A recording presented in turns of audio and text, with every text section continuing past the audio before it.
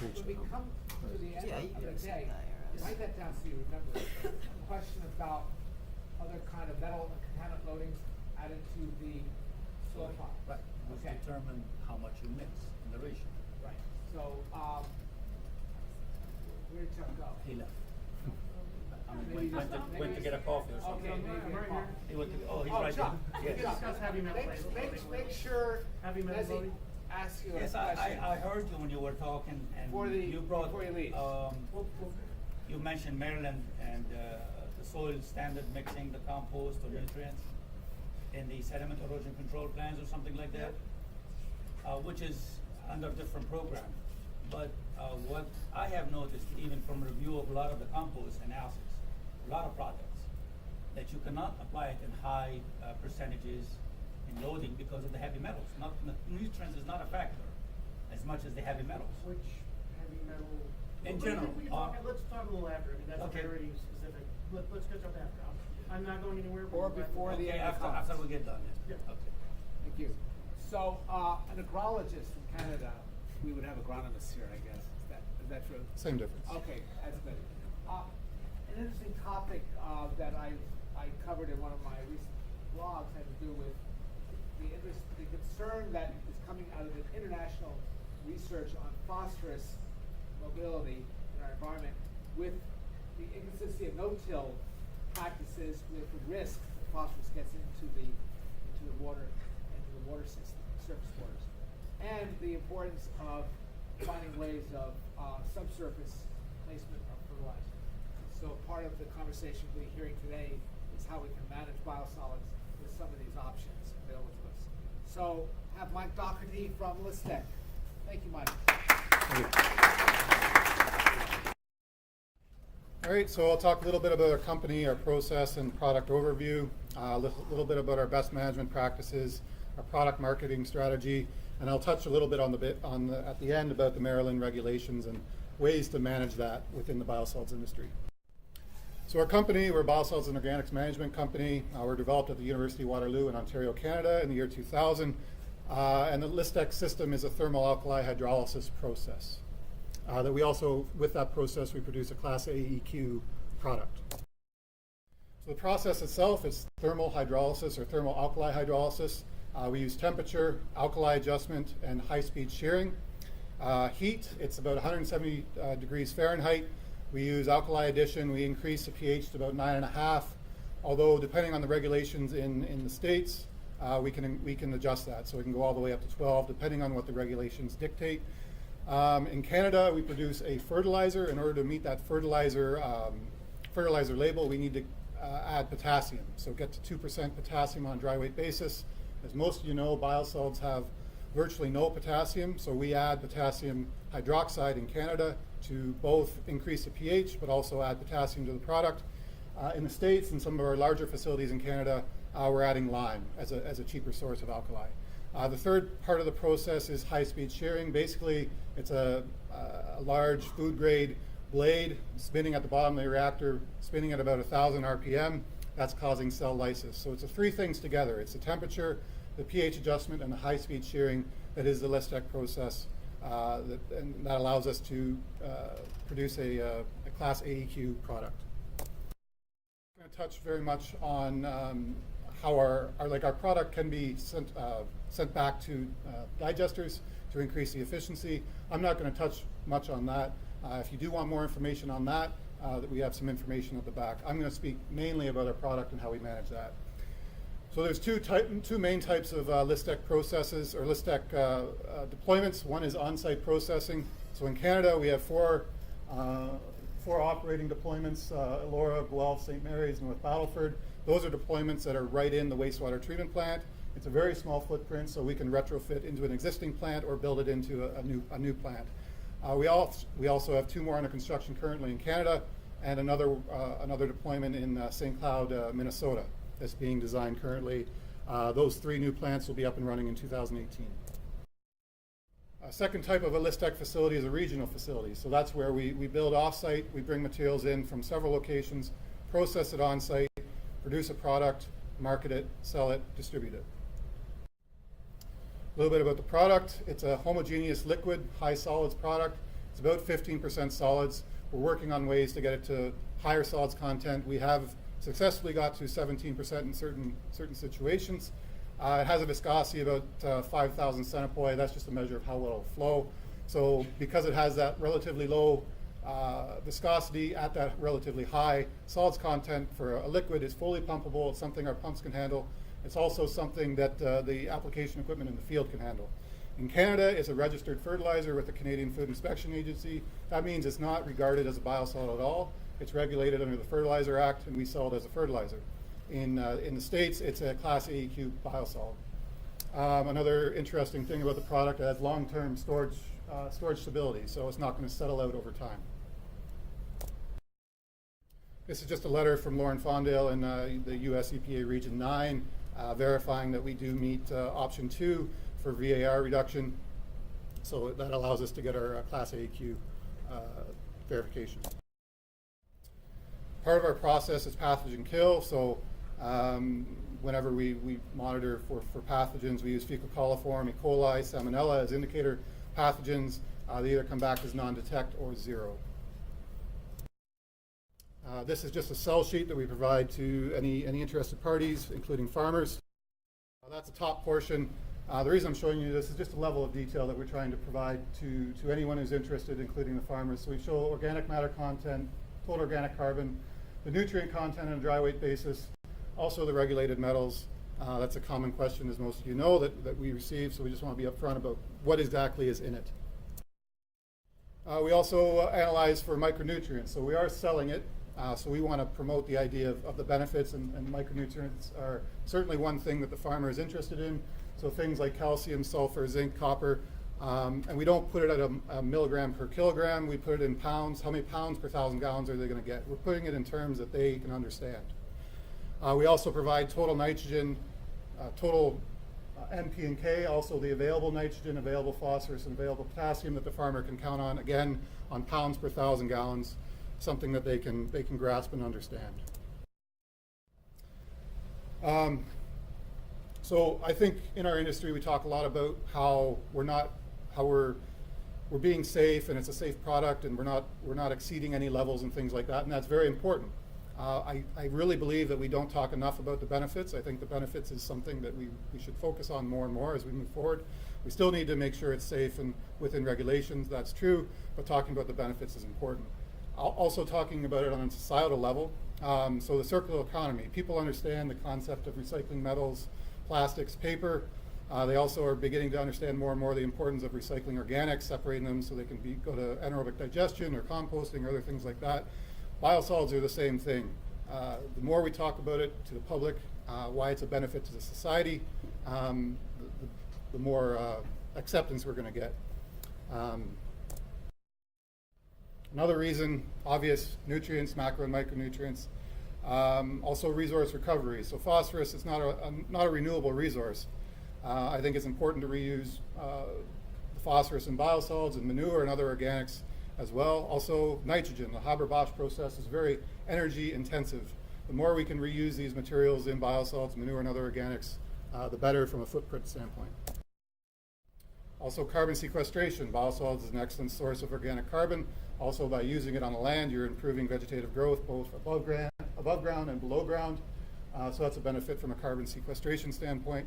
Also, Bill touched on it yesterday about the soil health aspect. We heard a presentation earlier about soil health. It's not just in California, it's all over, especially in Ontario. Soil health, it's a real thing. The farmers are really grasping the importance of it, and how by focusing on soil health, by using organic amendments, cover crops, other beneficial practices to their long-term soil health, in the long run, they're going to be gaining. So improve soil microbial activity, soil water holding capacity, improve the aggregate stability, and a big thing I think, and we've talked about this a little bit, is it improves the resilience against weather events. So whether that's drought or extreme rainfall events. The more organic matter, the better the soil health it's going to be. So all those things are nice, they're great, but it's still a challenge. So we all have this challenge. How do we change perspectives on something that's traditionally been considered a waste? What we try to do is focus on positive messaging. We provide a product, and we also provide a service. So we're trying to make a product that is that the farmer actually wants and needs, and we're also providing a service. So we don't just sell it. Someone can't just come to the gate and grab it and take it away. We also provide the application services, and we insist with our applicators that they do a professional job and they have the right equipment. We also prove it works. So I can stand up here, and if you're a group of farmers, tell you it's great. They might believe me, they might not, but someone else who's done independent studies, who are impartial, if they say that, that really means something. So we work with third parties, whether that's universities, agricultural extension, private agronomists, to do studies on our behalf. We're not involved. We facilitate it, and they prove out that the product works. And again, just ensuring that the product or the work is done as well as possible. So in Canada, again, we're a fertilizer. We're not required to use setbacks. We're not required to do those things. However, we understand that it is a product that needs to be managed properly, so we use the Nutrient Management Act in Canada as a guideline for what our best management practices would be. So that's things like setbacks, not applying in the winter, other factors. So we're applying a product in California. It's a Class AEQ biosolid. It's less restricted than a Class B. We still ensure that the product is applied properly based on best management practices. Some other ways we do with BMPs, we apply based on agronomics rather than maximum loading rates. We use soil tests, future cropping plans, and the requirements of the farmer to determine the application rate. We're often working with their agronomist, and a real benefit is that we're getting paid to sell them the material. They're paying for it. They're not going to want more. They're not going to pay for more than they need. They're only going to pay for exactly what they need. Farmers are cheap, right? So that's a natural incentive to make sure things are done properly and that you're not over applying material. These are just some pictures. That's a picture of the application rig. I know liquid injection is something that's a little different in this neck of the woods.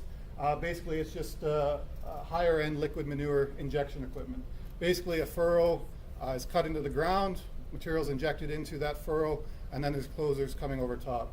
On the left, you can see a picture of what it looks like. If it's done well, you shouldn't even know it's there. We also utilize, we try to utilize the best agricultural technology available, and that stuff is always improving over time. So we ensure that our applicators use GPS and flow meters. So that's important so that the material, the farmer, we know and the farmer knows that the material is applied evenly throughout the field. So if he's going to count on it for a fertilizer load, he needs to know that we're not missing any spots. He needs to know that we're not applying more over here and less over here, so he can count on that fertilizer for his crop. This is just a picture of something we tried over the past couple of years. We're getting more and more traction with it. Basically, it's side dressing corn with our product Listagrow. So corn's planted in Ontario anyway, planted on 30-inch centers. That injector is on 30-inch centers. They have narrow tires, so we can go down the corn row and not trample any corn. And it's injected into the ground when the crop actually needs it. That's just a way to try to use the material as effectively as possible. This is just another picture of an injection. This injector here, it has injectors every 15 inches.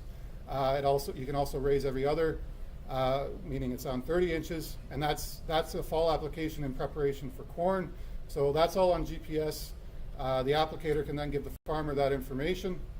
The farmer next spring can go in and plant 2 to 4 inches over from that row where the material's been applied. And again, just trying to use the material as effectively as possible. Talked a little bit about cover crops. So this is an injection. Sorry, it's a little dark, but it's an injection into a cover crop, an established cover crop. There is a little bit of damage with the injector, but it does come back great a month later. So it's providing nutrients for that cover crop, and you're trying to hold on to those nutrients that you're applying in the fall. Let's talk a little bit about third-party trials. So as an example, from 2015 to this year, we participated with a group called the Georgian Central Soil and Crop Improvement Association. It's basically a farmer-run organization working towards improving crop practices, improving soil health. Also with OMAFRA, which is the Ontario's version of extension services. 13 sites. At each site there's 3 treatments, replicated 3 times. The 3 treatments were 2 rates of Listagrow and 1 rate of commercial fertilizer. The rate of commercial fertilizer was based on what the extension service would recommend to achieve what the farmer was trying to achieve for that particular field for the yield they're trying to achieve. We also looked at one site comparing manure to Listagrow, another site comparing anaerobic digestate to Listagrow.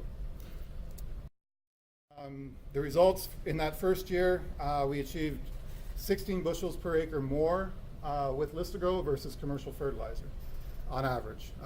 Results were similar last year. We expect similar results this year. So this is just, and we're not adding any synthetic fertilizer to that land or to the treatments with Listagrow. That's just Listagrow providing the nutrient demands for, in some cases, 200 bushel corn crop, which in Ontario is a big deal. That's just an example. We need to push out that good message, so we create case studies and newsletters based on our trials. So I'm not going to say it's been easy at the start. When we first started operating our main facility in Ontario, there were some people kind of sitting on the fence. They wanted to see what was happening. Biosolids are used essentially in Ontario, but very few are sold. Traditionally, it's been given away for free. In some cases, farmers are paid to take it. So, and in the area that we were operating, that was the case as well. So there's just some people wanted to wait and see. So when we first started out, we approached, we identified kind of the innovative younger guys that had influence in the area. We did sell it. We sold it very cheaply. Got them to try it. Got them to see what would work or how it would work, and it worked for them. They saw great results. So since then, we've been increasing that price steadily year over year.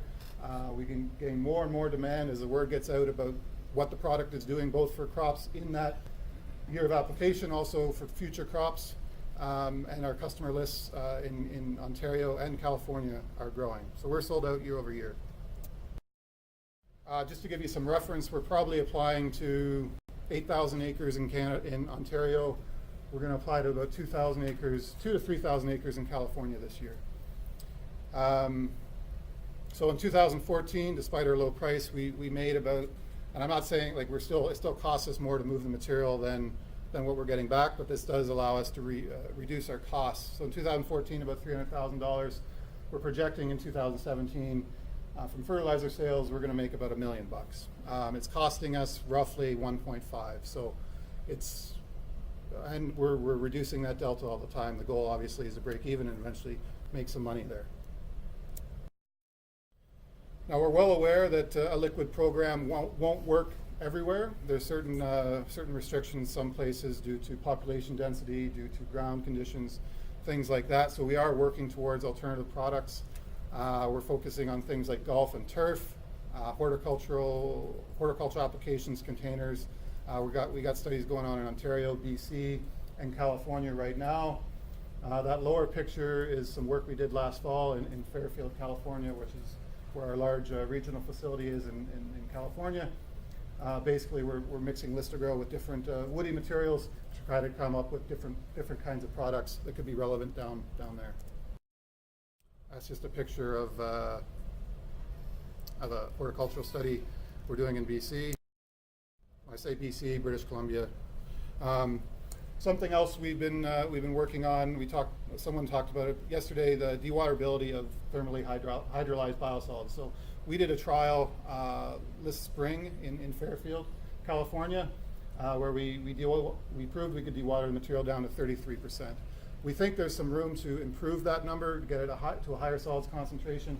But as they described yesterday, it's a really crumbly, nice material, fairly low odor, and we can do many things with that. So we can blend it, we can apply it as is, we can dry it down a little bit further. So there's a lot of things we're doing with that dewatered material.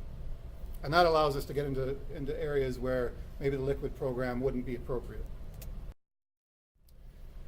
We're also working on odor suppression, so we've tried numerous products.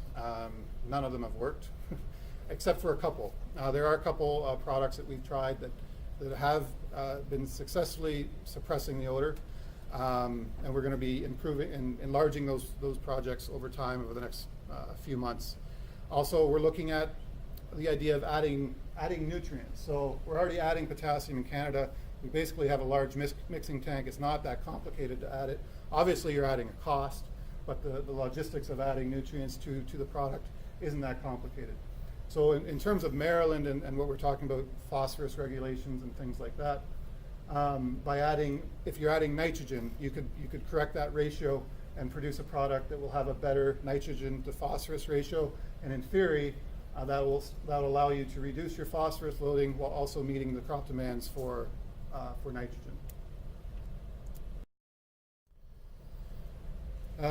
So working within the regulations in Maryland. So I agree completely with what John talked about earlier.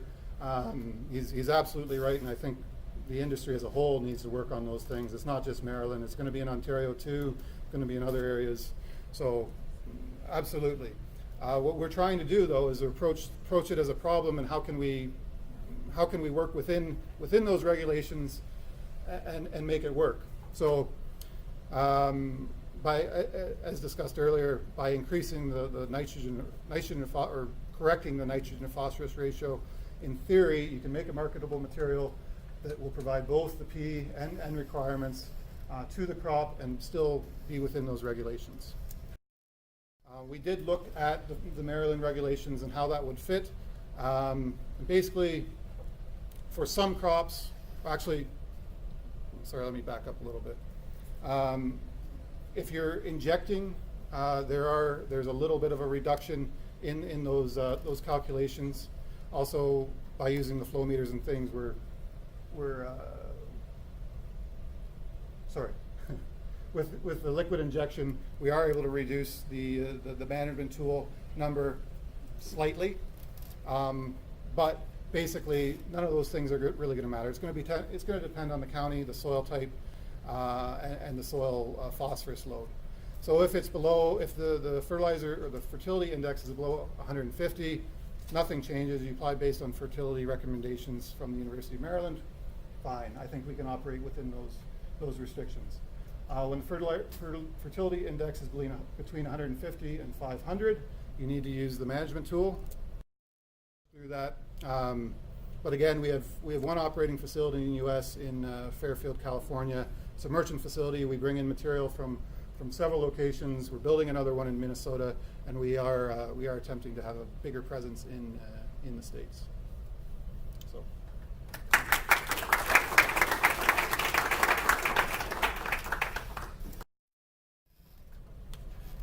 Some questions?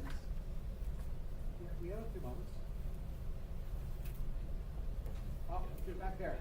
Oh. Can you talk for a moment about the products that you're looking at from an odor reduction point of view? Are these additives or sprays of some sort? They're additives. I prefer to not talk too much about that, but it's something that's kind of interesting, actually, that hopefully in a year or so we'll have more information for you. Size facilities of the technology. So what's the range of like facility size? So the slide I showed at the start, the on-site deployments, those are typically smaller deployments. So the Elora site, I believe, is about 4,000 people. The Guelph site is about 120,000, but there's no restriction. It can be as large or as small as you need it. The regional facilities, we're processing, or they're designed to process 150,000 wet tons in a year.